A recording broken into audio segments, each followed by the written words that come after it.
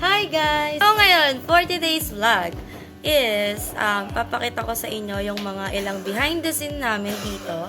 So ang sinushoot namin is yung Preso 3 finale na siya. So nagbabalik ulit ako sa aking first love and first family sa industry ng entertainment and showbiz, which is the Lifetime Dream Production.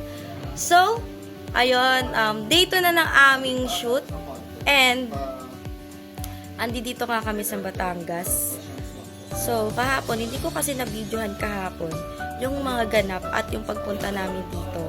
Kasi sobrang pagod na ako kahapon. And, so, yun guys, ipapakita ko na sa inyo kung paano ginagawa yung ibang mga eksena na. Ipapakita ko sa inyo yung whole production family ko dito mamaya. Kasi nakahiwala yung nakahiwala yung aming nakahiwala yung aming mga what do you call this? Team.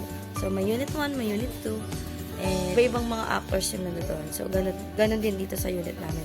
And sa unit namin is ako lang yung babae dito.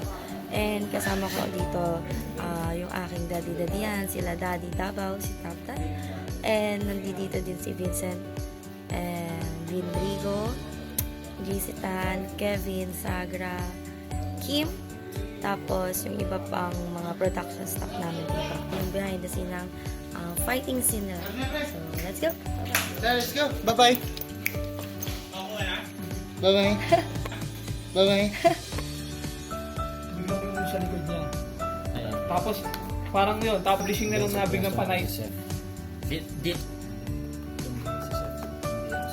Kasi dito nakita niya na eh. Gulat na dati.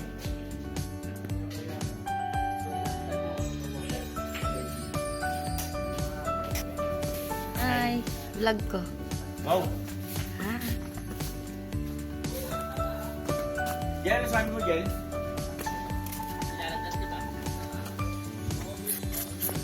Hi, Sagra. Ang laki ng pang-vlog ah.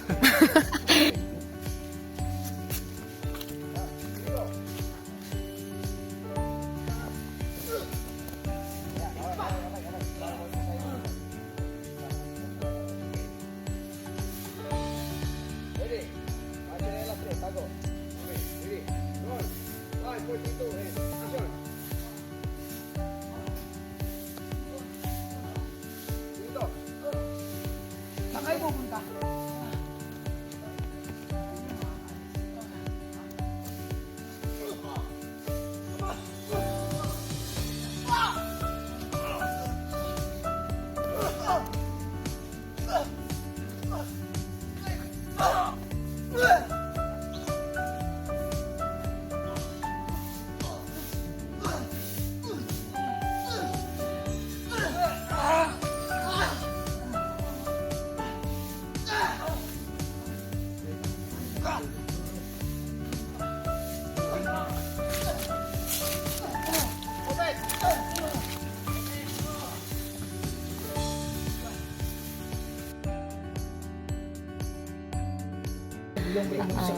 Kiel kasi pangalan niya sa Hello. namin.